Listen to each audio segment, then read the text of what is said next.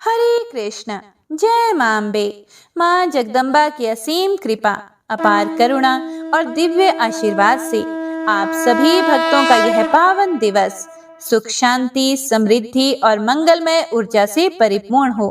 आपका दिन शुभ और मंगलमय हो। पिछले 15 अध्याय को श्रद्धा, प्रेम और अटूट भक्ति भाव से सुनने वाले सभी भक्तों को हृदय से धन्यवाद। मां भगवती की असीम कृपा आपके जीवन के हर मार्ग को प्रकाशमान करे। आपके घर परिवार में सुख, सौभाग्य, शांति और समृद्धि का वास हो और मां का दिव्य संरक्षण सदैव आपके साथ बना रहे।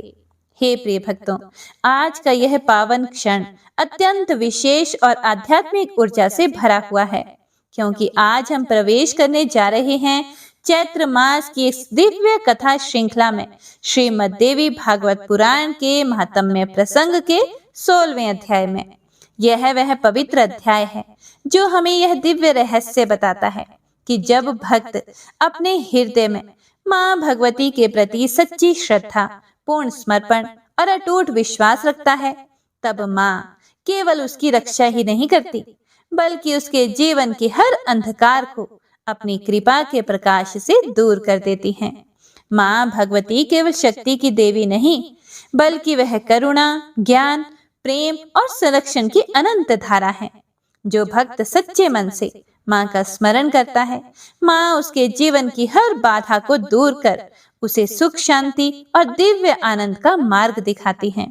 कहा जाता है कि जो भी भक्त श्रद्धा, भक्ति और एकाग्रता के साथ इस पावन कथा का श्रवण करता है, उसके जीवन में मां भगवती की विशेष कृपा बरसती है और उसके सभी कष्ट धीरे धीरे समाप्त होने लगते हैं।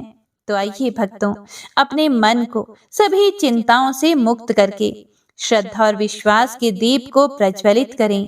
प्रथम पूजनीय विघ्नहर्ता भगवान श्री गणेश जी का स्मरण करें और जगत जननी मां भगवती का ध्यान धरकर पूर्ण भक्ति और समर्पण के साथ आज के इस पावन 16वें अध्याय की कथा का मंगलमय शुभारंभ करें। तो प्रेम से बोलिए जय मां भगवती, जय श्री गणेश। व्यास जी कहते हैं, सैनिकों की बात सुनकर महिषासुर के क्रोध की कोई सीमा न रही। उसने अपने सारथी को बुलाकर कहा कि जिसमें 1000 गधे जोते जाते हैं, जो ध्वजा एवं पताका से सुशोभित है, जिस पर अनेकों आयुध रखे रहते हैं तथा जिसके चक्के बड़े मजबूत हैं, वह मेरा प्रकाशमान अद्भुत रथ अभी मेरे सामने उपस्थित करो। आज्ञा पाते ही सारथी तुरंत रथ ले आया और बोला कि हे राजन, मैं खूब सजाकर रथ लेकर आया हूँ। वह बाहर ही दरवाजे पर खड़ा है। उस रथ पर संपूर्ण श्रेष्ठ आयुध सुरक्षित हैं। इसके बाद जब रथ आ गया, यह जानकर दानवराज महाबली महिषासुर मनुष्य का शरीर धारण करके युद्ध भूमि में जाने के लिए तैयार हो गया। उसने मन ही मन सोचा कि मैं भैंसे के रूप में हूँ, मेरा मुख अत्यंत ही कुरूप है, मेरे मस्तक पर सींग हैं। इस रूप को देखकर देवी तो अवश्य ही उदास हो जाएंगी। स्त्रियों को तो प्रसन्न करने के लिए सुंदर रूप और चतुरता परम आवश्यक है। इसीलिए आकर्षक रूप और चतुरता से संपन्न होकर मैं उस युवती के सामने जाऊंगा, जिससे मुझे देखते ही उसके हृदय में प्रेम का उदय हो जाएगा। ऐसा मन में विचार करके उस महाबली दानव ने भैंसे का रूप त्याग कर सुंदर पुरुष की आकृति धारण कर ली। उसके हाथों में संपूर्ण आयुध सुशोभित थे। वह उत्तम अलंकारों से अलंकृत था। उसके सुंदर शरीर को दिव्य वस्त्र सुशोभित कर रहे थे। ऐसा जान पड़ता था कि मानो कोई दूसरा कामदेव ही हो।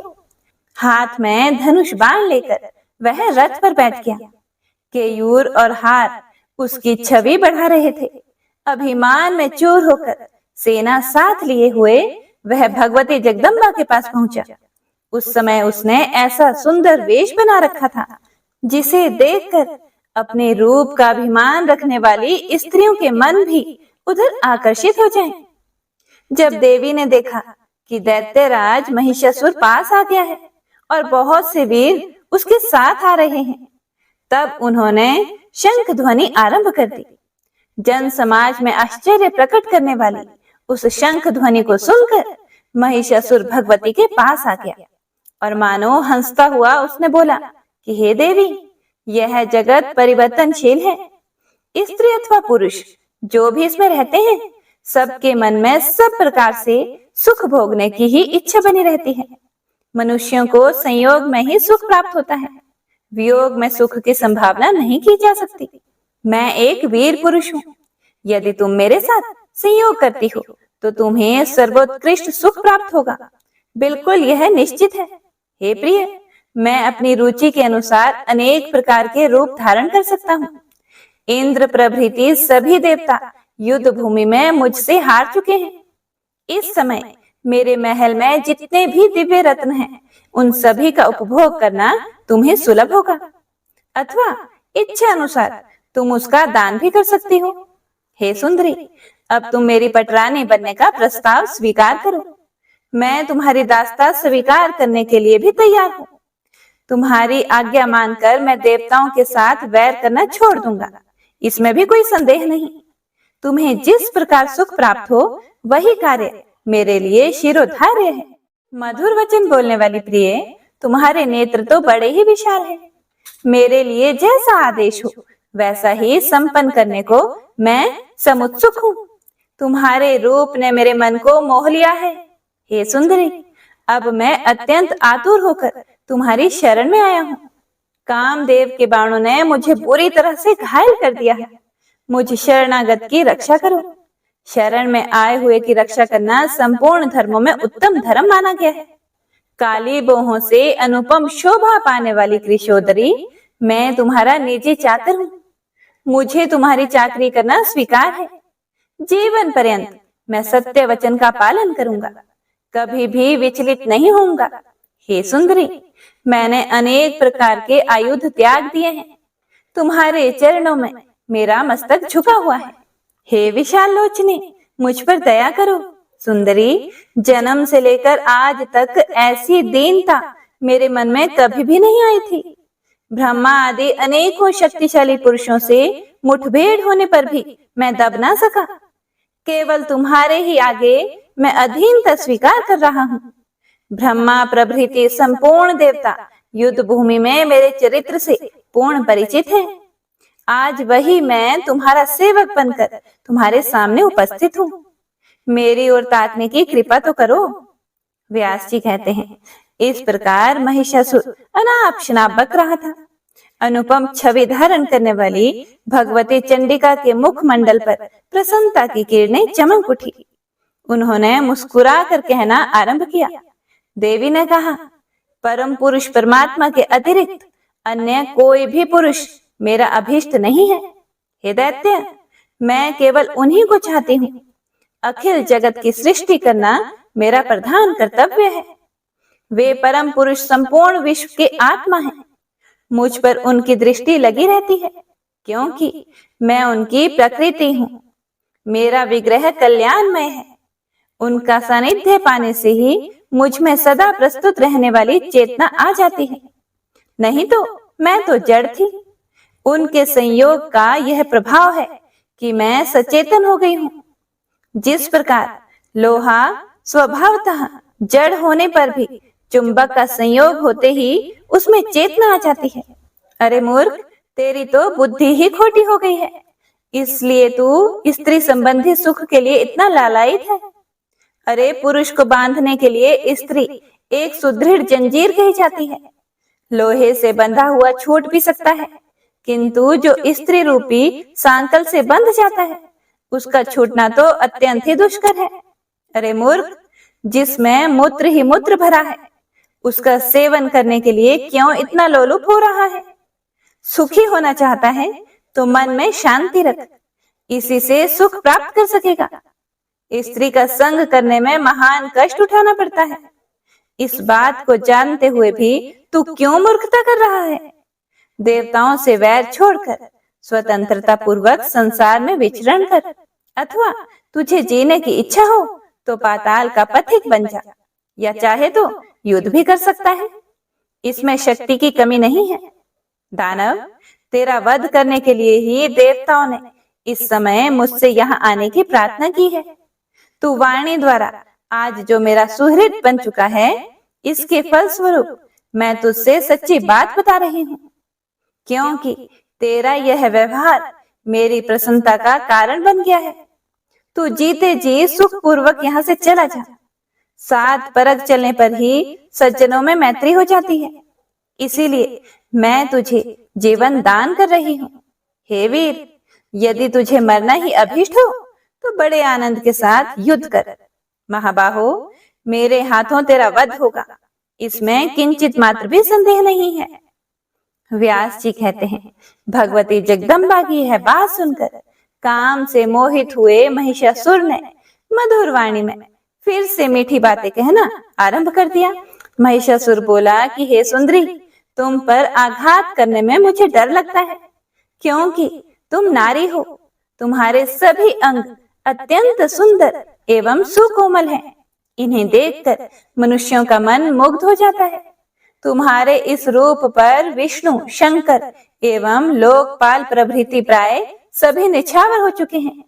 हे कमल लोचने, तब फिर क्या तुम्हारे साथ युद्ध करना मेरे लिए समुचित होगा? सुंदरी, यदि तुम्हें रुचे तो मेरी सहधर्मिणी बनकर उपासना में तत्पर हो जाओ, अन्यथा जहां से आने का कष्ट किया है उसी देश में इच्छा अनुसार वापस जा सकती हो। मैं तुम पर अस्त्र शस्त्र नहीं उठाऊंगा, क्योंकि तुम मेरे साथ मैत्री कर चुकी हो। मैंने हित भरी कल्याण की बातें कही हैं, इसीलिए आनंद पूर्वक चले जाने में ही तुम्हारी भलाई है। ऐसी सुंदर स्त्री को मार देने में मेरी तनिक भी शोभा नहीं होगी। स्त्री, बालक अथवा ब्राह्मण की हत्या के लिए प्रायश्चित का भी कोई विधान नहीं है। इसीलिए हे वरानने, आज मैं तुम्हें लेकर घर चलने का विचार कर रहा हूँ। संयोग में ही सुख की अनुभूति होती है, वियोग में दुख भोगने पड़ते हैं। तुम सुंदरी स्त्री हो, संपूर्ण आभूषण तुम्हारी छवि बढ़ा रहे हैं। तुम में चतुरता का अभाव कैसे हो गया, जिसके परिणाम स्वरूप तुम मेरी स्वामिनी बनना अस्वीकार कर रही हो? किसने तुम्हें भोगों से सदा वंचित रहने वाला यह उपदेश दिया है? मधुर भाषण करने वाली प्रिय, किसी शत्रु ने तुम्हें ठग लिया है, इसी से संप्रति तुम्हारी ऐसी बुद्धि हो गई है। अब तुम इस आग्रह को छोड़कर अत्यंत सुंदर कार्य करने में तत्पर हो जाओ। यह निश्चित है कि संबंध हो जाने पर तुम्हें और मुझे सभी सुख सुलभ हो जाएंगे। हे सुंदरी, तुम्हें कौन सा ऐसा उपदेश मिल गया है जिसे सर्वोत्तम समझकर तुम मेरे जैसे श्रेष्ठ पति को अस्वीकार कर रही हो? कांते, पता नहीं इस समय मूर्ख कामदेव कहाँ चला गया है, जो अपने सुकोमल 5 बाणों से तुम्हें व्यथित नहीं कर रहा है। पीछे पछताना पड़ेगा। सुंदरी, तुम्हारी भी मंदोदरी जैसी दशा होगी। उसे परम सुंदर अनुकूल राजन पति रूप में प्राप्त हो रहा था, किंतु उसने उसको अस्वीकार कर दिया। फिर जब मंदोदरी का अंतःकरण काम मोह से व्याप्त हो गया, तब उसे एक प्रचंड मूर्ख की स्त्री बनना पड़ा। व्यास जी कहते हैं, भगवती जगदम्बा ने महिषासुर की बात सुनकर उससे पूछा कि मंदोदरी नाम वाली स्त्री कौन थी? वह कौन राजा था जिसे उसने त्याग दिया? और वह कौन धूर्त नरेश था जिसकी फिर वह स्त्री बन गई? उस स्त्री को पुनः किस प्रकार के दुख भोगने पड़े? यह कथा प्रसंग विस्तार पूर्वक मुझसे कहो। फिर महिषासुर बोला कि धरातल पर सिंहल नाम से प्रसिद्ध एक देश है। सबन वृक्ष उसकी शोभा बढ़ा रहे थे। धन और धान्य से उस देश का कोई भी भाग खाली नहीं था। चंद्रसेन नामक राजा की वहां राजधानी थी। वे नरेश बड़े ही धर्मात्मा, न्यायशील एवं शांत स्वभाव के थे तथा वे तत्परता पूर्वक प्रजा का पालन करते थे। वे सदा सत्य बोलते थे। उनका स्वभाव बड़ा ही कोमल था। वे शूरवीर थे। उन्हें नीति के सागरोपम शास्त्र को पार करने की उत्कट इच्छा लगी रहती थी। शास्त्र एवं संपूर्ण धर्मों के वे पूर्ण जानकार थे। धनुर्वेद में उनकी अच्छी गति थी। उनकी सुंदर स्त्री भी वैसा ही सर्वगुण संपन्न थी। वह सदा श्रेष्ठ आचरण का पालन करती थी। पति भक्ति में उसका अटूट अनुराग था। चंद्रसेन की वह प्रेयसी भार्या गुणवती नाम से प्रसिद्ध थी।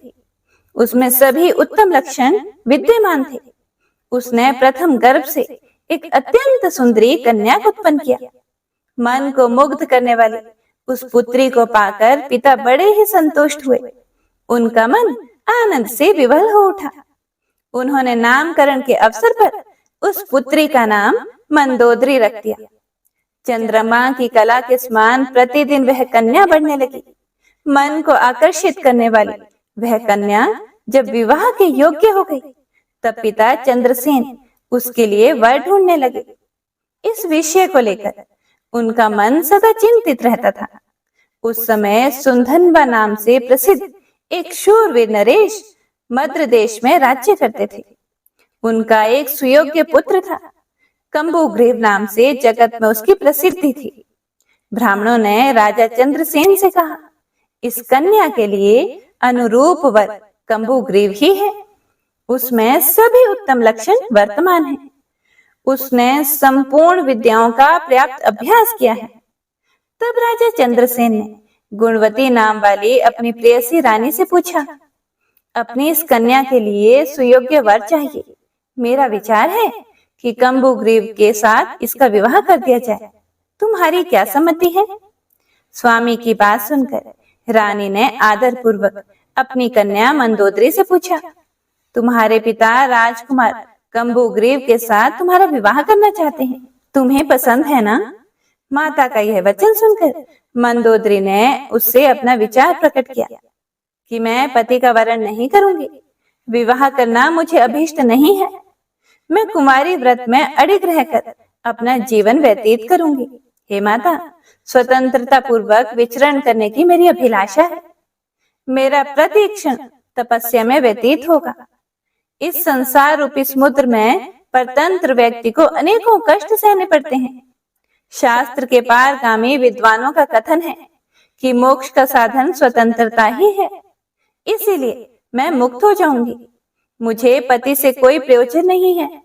विवाह होते समय अग्नि के साक्षित्व में यह प्रतिज्ञा की जाती है कि पति देव, मैं सब तरह से आपके अधीन बन गई। फिर ससुराल में जाकर सास और देवर प्रभृति जितने हैं, उन सब के अनुकूल होकर रहना पड़ता है। पति के मन में अपना मन सदा मिलाए रखना इस दुख को सबसे अधिक माना गया है। यदि पतिदेव किसी दूसरी सुंदरी स्त्री के साथ प्रेम कर ले, तो सौत से उत्पन्न होने वाला दुख का पहाड़ भी उस पर ढह पड़ता है। उस समय पति से ईर्ष्या उत्पन्न हो जाती है। फिर क्लेश होना तो स्वतः सिद्ध हो गया। माता, संसार में सुख कहाँ है? खास करके स्त्रियों के लिए तो यह संसार सदा ही सुख से रहित है। इसीलिए मेरी समझ से पति का वरण करना सर्वथा अवांछनीय है। पुत्री के इस प्रकार कहने पर उसकी माता राजा चंद्रसेन से कहने लगी, हे प्रभु, राजकुमारी विवाह नहीं करना चाहती। उसे कुमारी व्रत का पालन करना अभीष्ट है। जप और व्रत में सदा तत्पर रहकर यह संसार से विरक्त होना चाहती है। विवाह संबंधी बहुत से दोषों से वह पूर्ण परिचित है। इसीलिए पति बनाने की बात उसे बिल्कुल नहीं जचती। रानी की बात सुनकर राजा चंद्रसेन ने पुत्री की इच्छा अनुसार उसके विवाह का विचार ही छोड़ दिया। वह राजकुमारी माता पिता की संरक्षता में ही रहकर घर में ही समय व्यतीत करने लगी। स्त्रियों के अंग में जब जवानी के अंकुर जमने लगते हैं, तब काम की उत्पत्ति होने लगती है। अवस्था के अनुसार ऐसा होना स्वाभाविक है। पद पद पर ज्ञान की बातें करने वाली जिस राजकुमारी ने बार बार प्रेरणा करने पर भी पति स्वीकार करना नहीं चाहा था, वही एक दिन सघन वृक्षों वाले उपवन में दासियों के साथ प्रेम पूर्वक विहार करने के लिए पहुंच गई। वहां की लताएं पुष्पों से सुशोभित थीं। उन पर दृष्टिपात करती हुई वह प्रसन्न बदन वाली सुंदरी उस उद्यान में क्रीड़ा करने लगी। वह राजकुमारी पुष्प चुनती हुई विचर रही थी। इतने में ही उसी मार्ग से दैववश कौशल देश का नरेश आ पहुंचा। वीरसेन नाम से परम प्रसिद्ध वह राजा बड़ा ही शूरवीर था। उसके साथ कुछ सैनिक भी थे, परंतु उस समय वह अकेले ही रथ पर बैठकर आया था। सेना उसके पीछे धीरे धीरे आ रही थी। दूर से ही राजा वीरसेन किसी एक युवती की दृष्टि में आ गया। तब उस युवती ने राजकुमारी मंदोदरी से कहा कि देखो, इस मार्ग से रथ पर बैठा हुआ कोई पुरुष आ रहा है।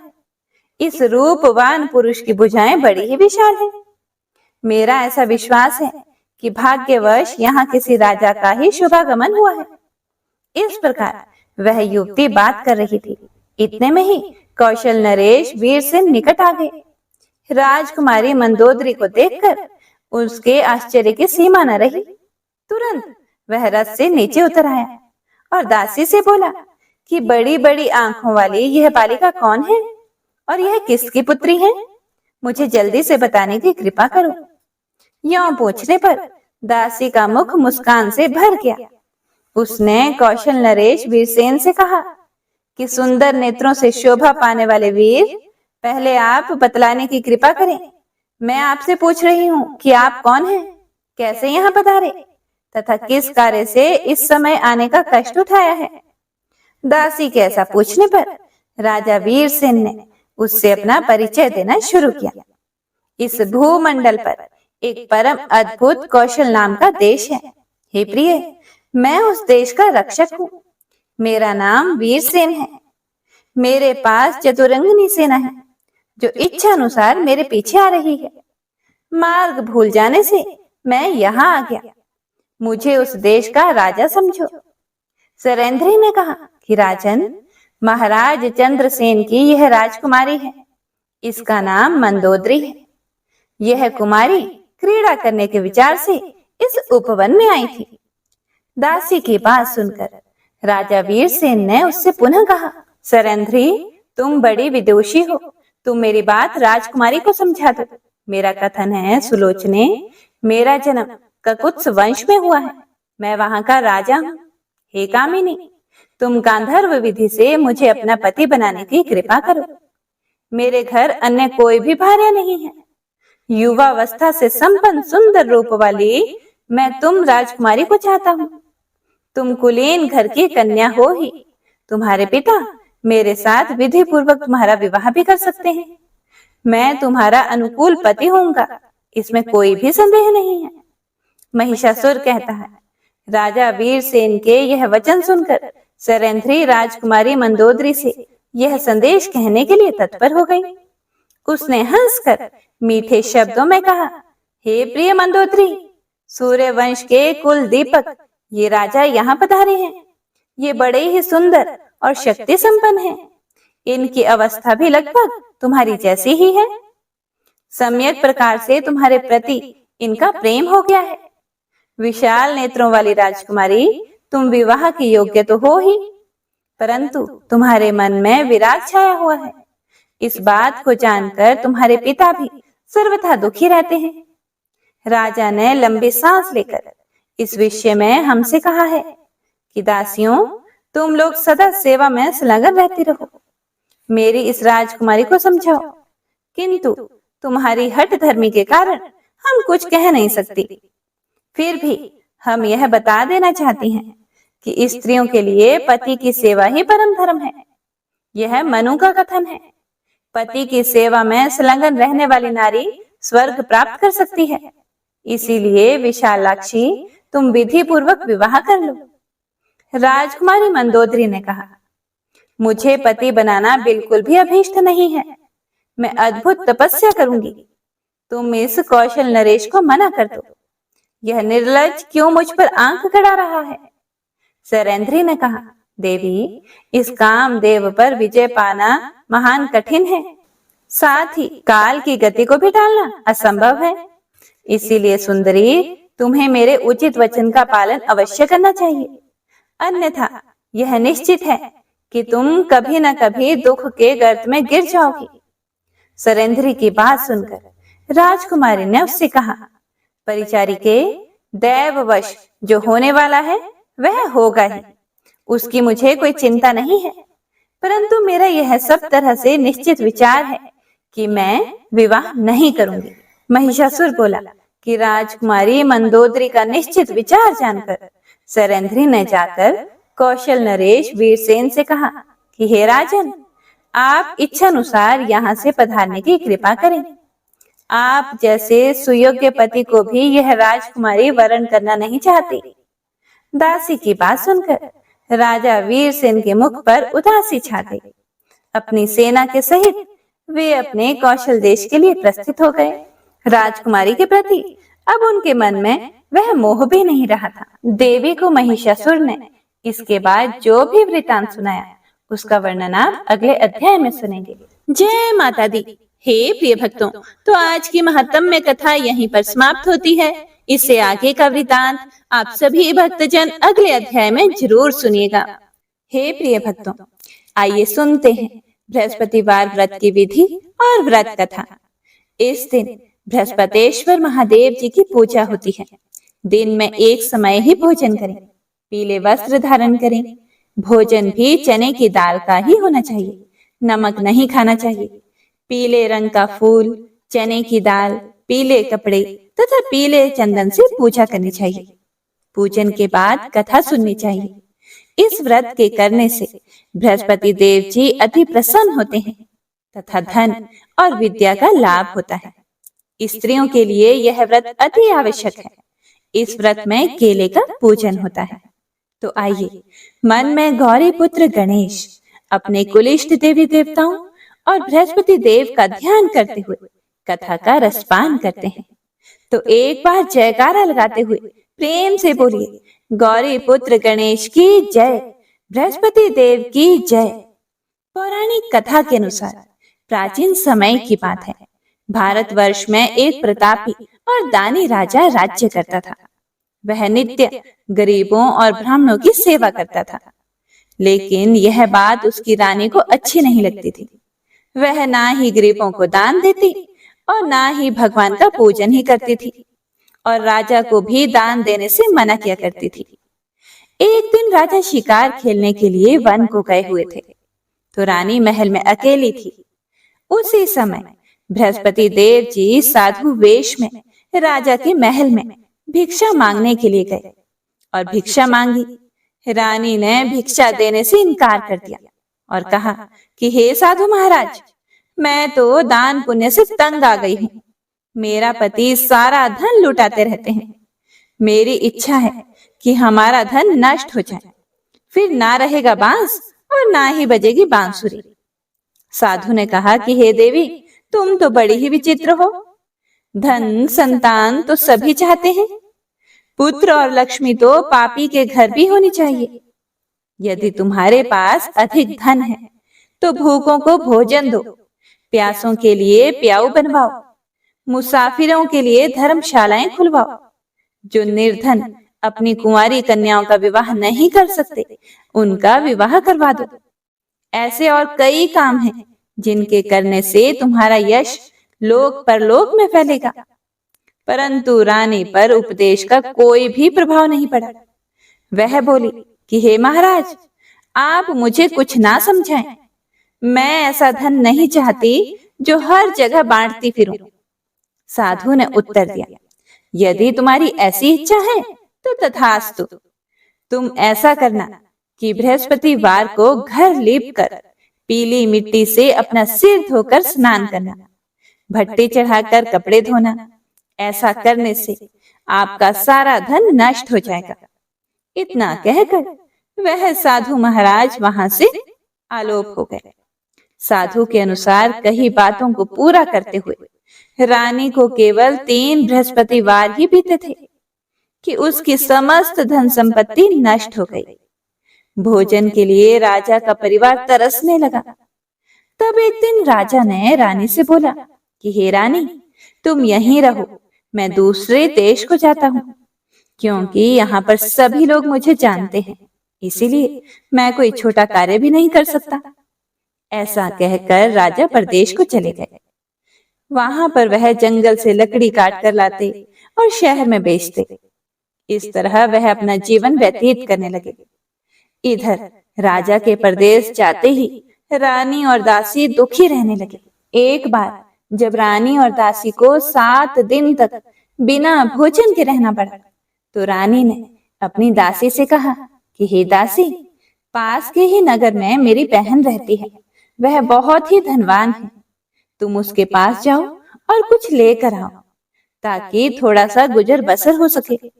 दासी रानी की बहन के पास गई उस दिन गुरुवार था और रानी की बहन उस समय बृहस्पतिवार की कथा सुन रही थी। दासी ने रानी की बहन को अपनी रानी का संदेश दिया, लेकिन रानी की बड़ी बहन ने कोई भी उत्तर नहीं दिया।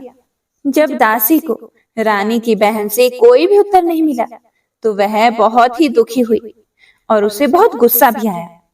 दासी ने वापस आकर रानी को सारी बात बता दी। यह सुनकर रानी ने अपने भाग्य को कोसा। उधर रानी की बहन ने सोचा कि मेरी बहन की दासी आई थी, परंतु मैं उससे नहीं बोली, इससे वह बहुत दुखी हुई होगी। कथा सुनकर और पूजन समाप्त करके वह अपनी बहन के घर आई और कहने लगी कि हे बहन, मैं बृहस्पतिवार का व्रत कर रही थी, तुम्हारी दासी मेरे घर आई थी, लेकिन जब तक कथा होती है तब तक ना तो उठते हैं और ना ही कुछ बोलते हैं, इसीलिए मैं कुछ नहीं बोली। कहो दासी क्यों गई थी?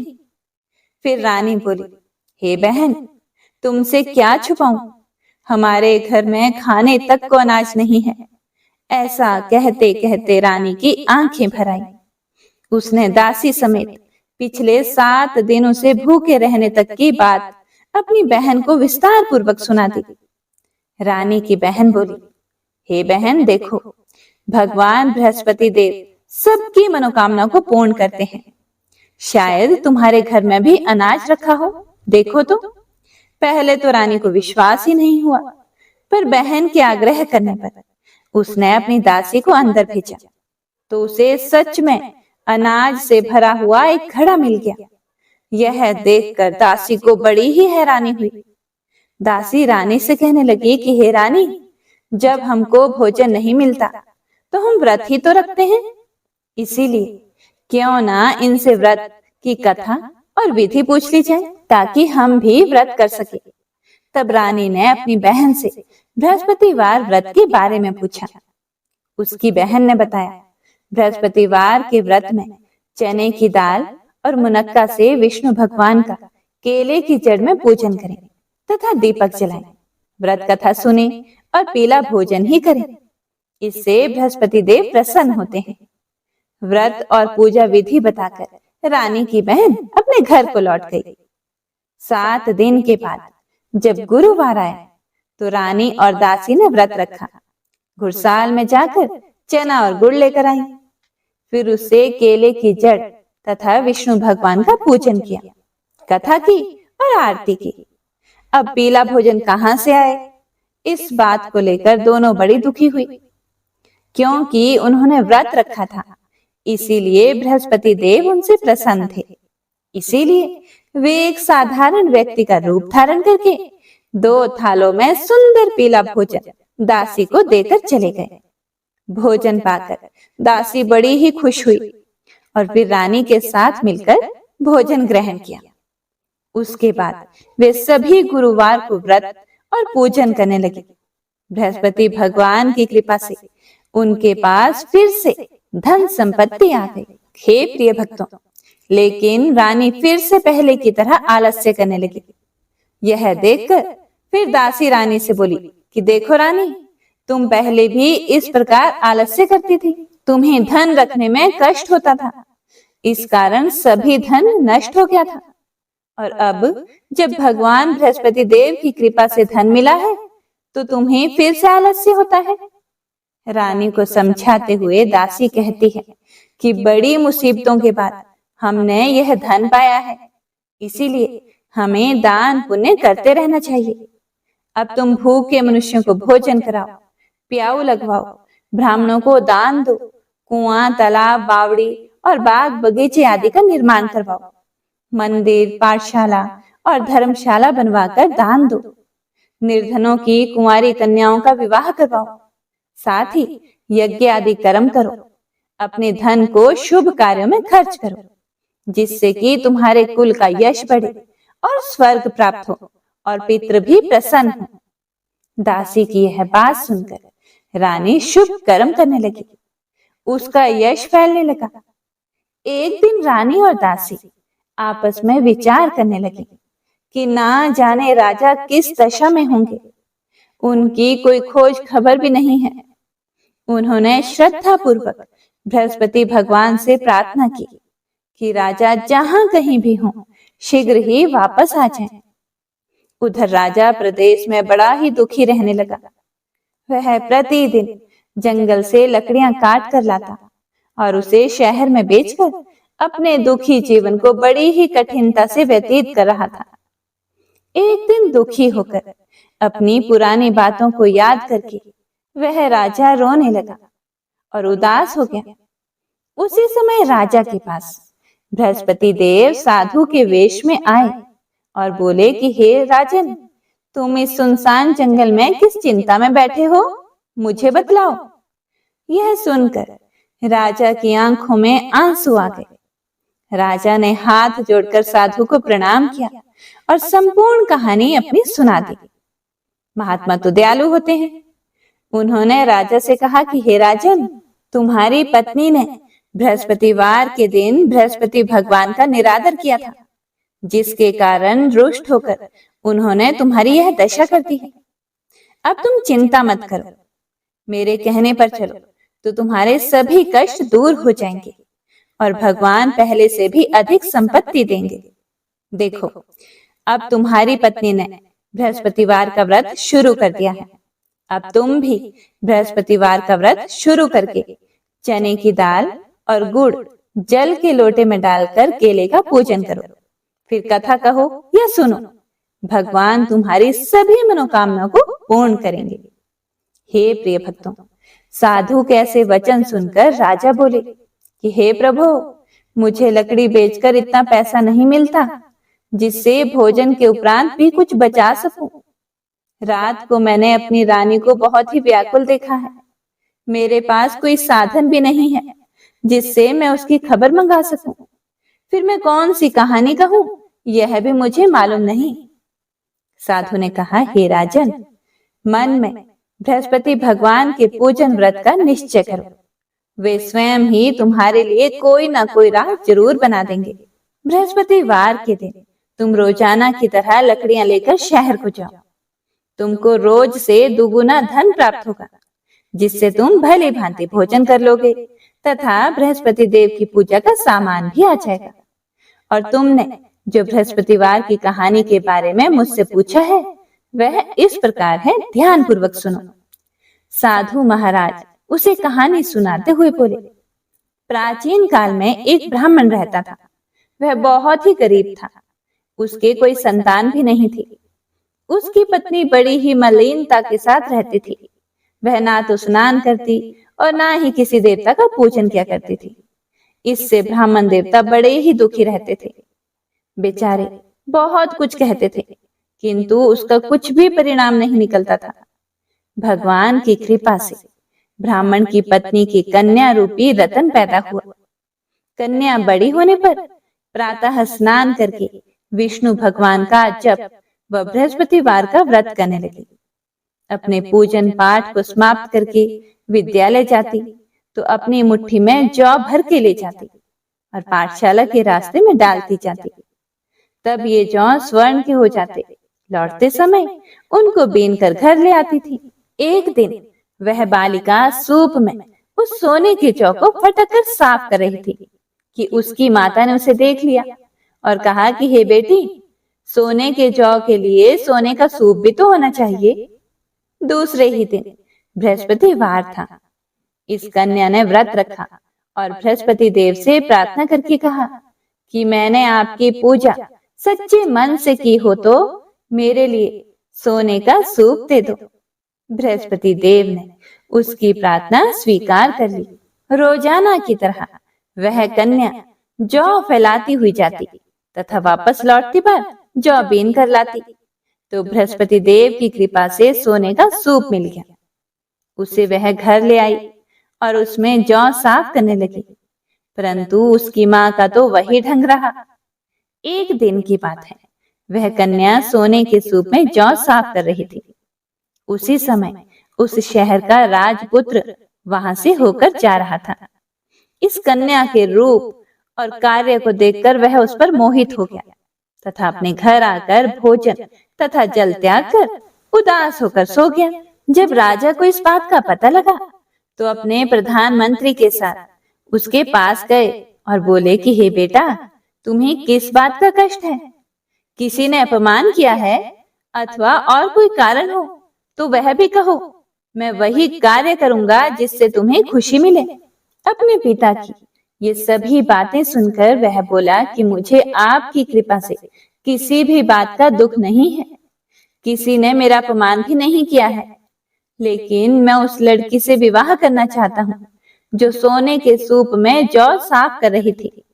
यह सुनकर राजा को बड़ा ही आश्चर्य हुआ और वह बोला कि हे बेटा, इस तरह की कन्या का पता तुम ही लगाओ, मैं उसके साथ तेरा विवाह अवश्य ही करवा दूंगा। राजकुमार ने उस लड़की के घर का पता बतलाया। तब मंत्री उस लड़की के घर गए और ब्राह्मण देवता को सभी हाल बतलाया। ब्राह्मण देवता राजकुमार के साथ अपनी कन्या का विवाह करने के लिए तैयार हो गए तथा विधि विधान के अनुसार ब्राह्मण की कन्या का विवाह राजकुमार के साथ हो गया। कन्या के घर से जाते ही पहले की ही तरह उस ब्राह्मण देवता के घर में गरीबी का निवास हो गया।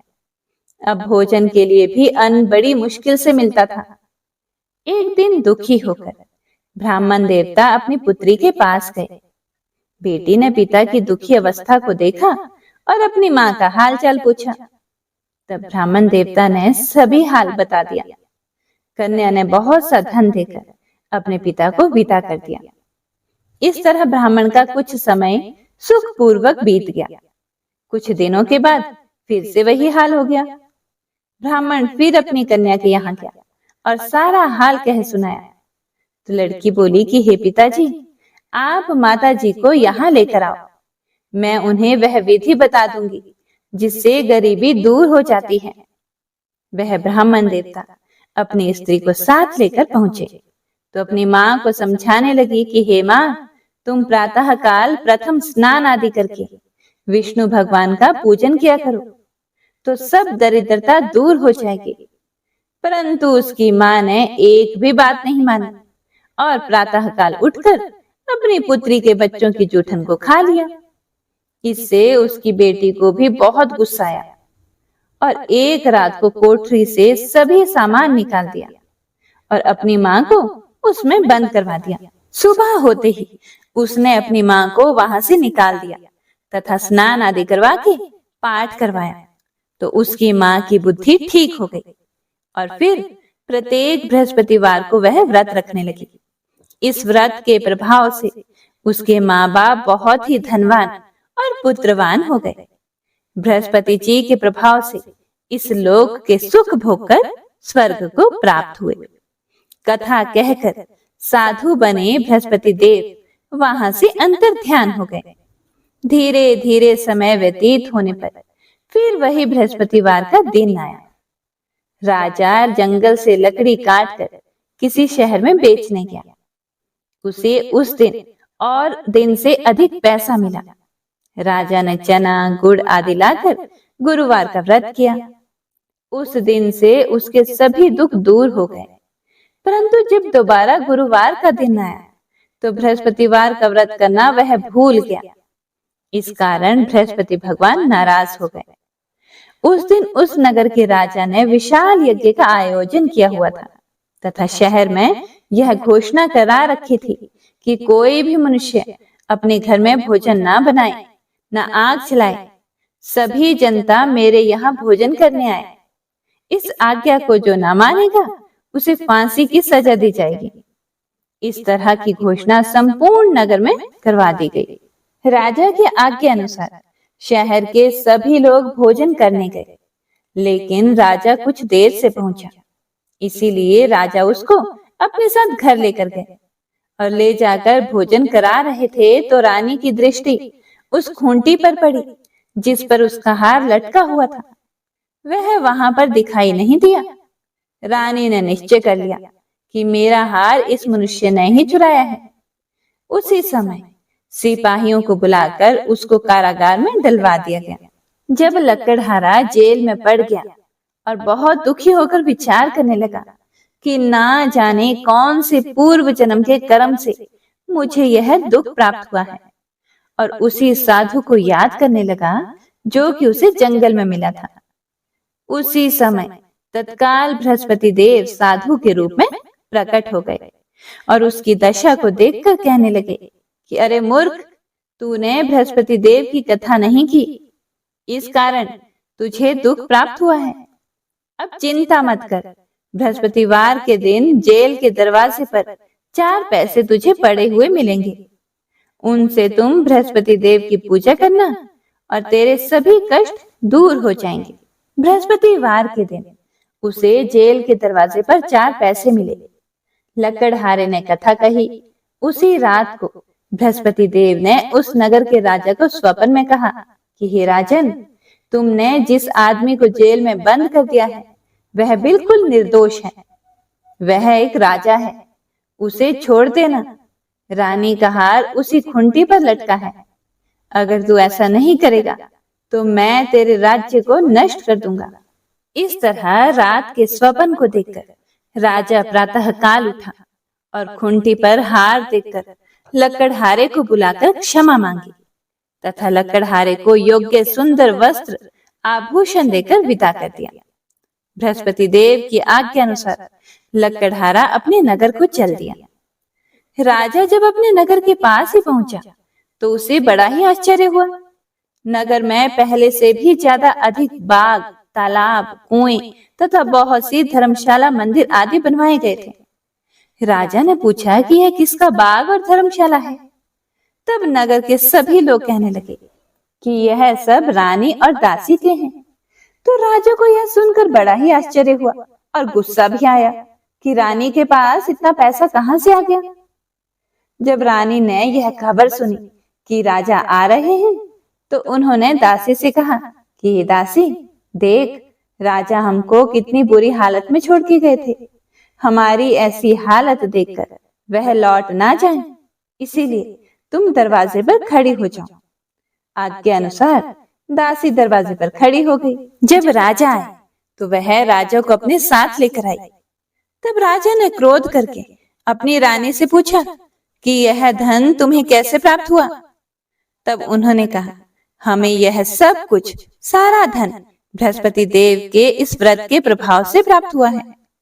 राजा ने फिर निश्चय कर लिया कि 7 रोज बाद जो सभी बृहस्पति देव का पूजन करते हैं, परंतु मैं प्रतिदिन 3 बार कहानी तथा रोज व्रत किया करूंगा। अब हर समय राजा के दुपट्टे में चने की दाल बंद ही रहती तथा दिन में 3 बार कहानी कहता। एक रोज राजा ने विचार किया कि चलो अपनी बहन के यहाँ हो आए। इस तरह निश्चय करके राजा घोड़े पर सवार होकर अपनी बहन के यहाँ को चलने लगा। रास्ते में उसने देखा कि कुछ आदमी एक मुर्दे को लेकर जा रहे हैं। उन्हें रोककर राजा कहने लगा कि अरे भाइयों, मेरी बृहस्पति देव की कथा सुन लो। वे बोले, लो, हमारा तो आदमी मर गया और इसको अपनी कथा की पड़ी है। परंतु कुछ आदमी बोले कि अच्छा कहो, हम तुम्हारी कथा भी सुनेंगे।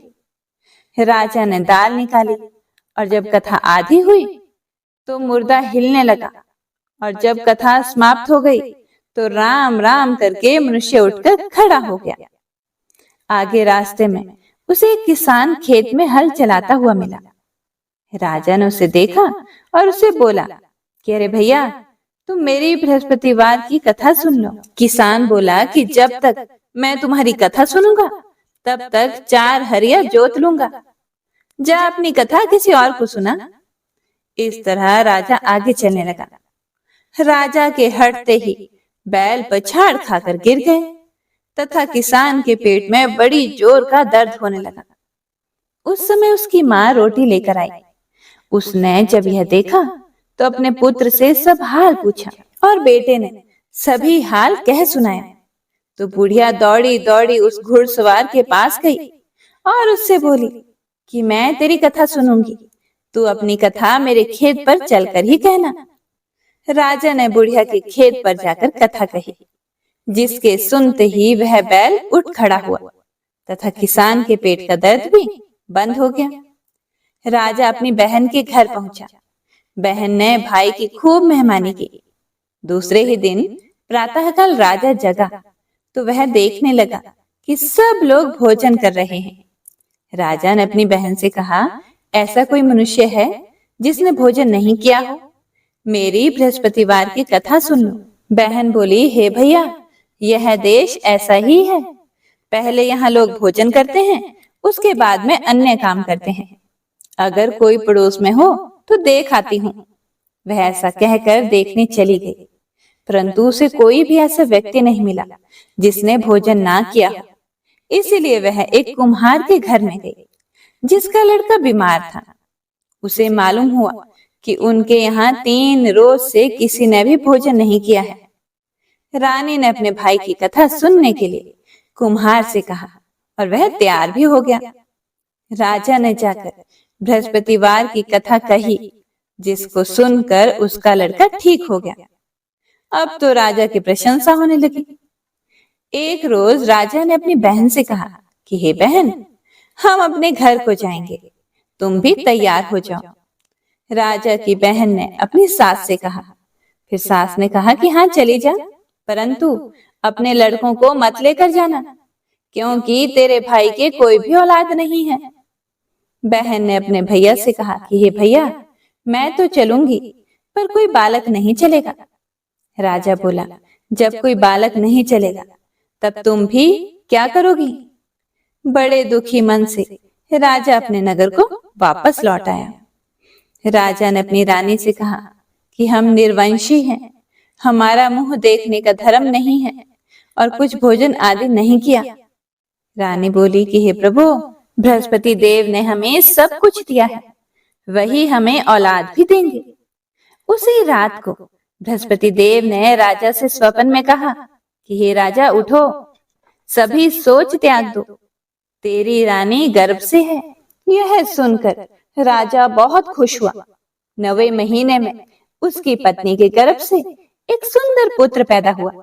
तब राजा बोला कि हे रानी, स्त्री बिना भोजन के रह सकती है, पर बिना कहे नहीं रह सकती। जब मेरी बहन आए तो मुझसे कुछ भी मत कहना। रानी ने सुनकर हाँ कर दिया।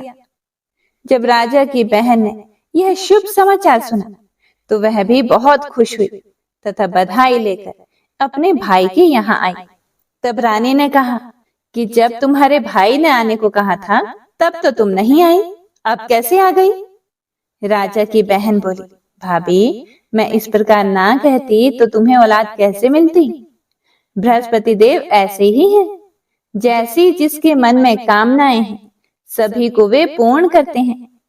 जो सद्भावना पूर्वक बृहस्पतिवार का व्रत करता है एवं कथा पढ़ता अथवा सुनता है, दूसरों को सुनाता है, बृहस्पति देव उसकी सभी मनोकामनाओं को पूर्ण करते हैं। भगवान बृहस्पति देव उसकी सदैव रक्षा करते हैं। संसार में जो मनुष्य सद्भावना से भगवान जी का पूजन व्रत सच्चे हृदय से करते हैं तो उनकी सभी मनोकामनाएं पूर्ण करते हैं। जैसी सच्ची भावना से रानी और राजा ने उनकी कथा का गुणगान किया तो उनकी सभी इच्छाएं बृहस्पति देव जी ने पूर्ण की थी। इसीलिए पूर्ण कथा सुनने के बाद प्रसाद लेकर जाना चाहिए, हृदय से उसका मनन करते हुए जयकारा बोलना चाहिए। तो प्रेम से बोलिए, बृहस्पति देव की जय, भगवान विष्णु की जय।